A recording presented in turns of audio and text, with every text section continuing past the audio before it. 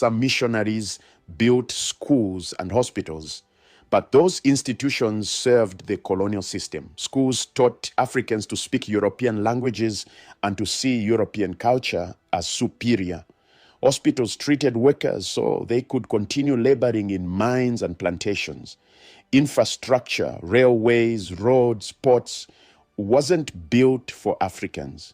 It was built to move resources from the interior to the coast where they could be shipped to Europe. We need to talk about King Leopold II and the Congo. When the Berlin Conference recognized Leopold's control over the Congo, the European powers believed his promises. He said he wanted to abolish the slave trade, bring Christianity, and promote free trade. It was all a lie.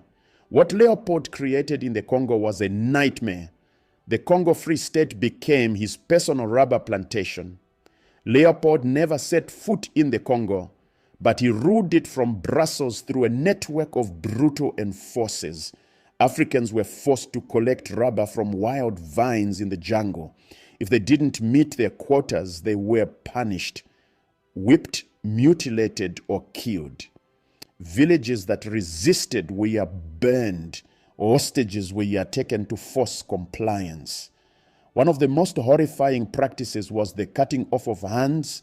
Belgian officers would cut off the hands of Africans, men, women, children, as proof that they had used bullets to punish resistors rather than wasting ammunition on hunting.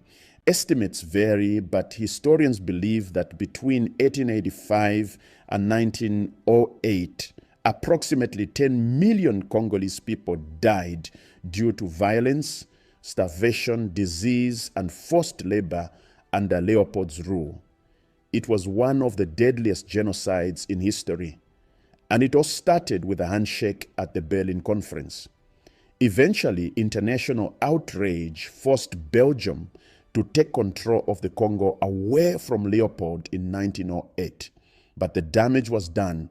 The Congo would never fully recover. One of the most destructive legacies of the Berlin Conference is the borders.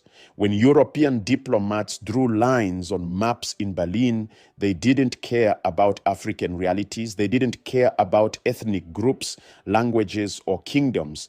They cared about rivers, resources, and strategic locations. As a result, colonial borders cut straight through communities. The Somali people were divided between British Somaliland, Italian Somaliland, French Somaliland, and Ethiopia. The Maasai people were split between British Kenya and German East Africa, later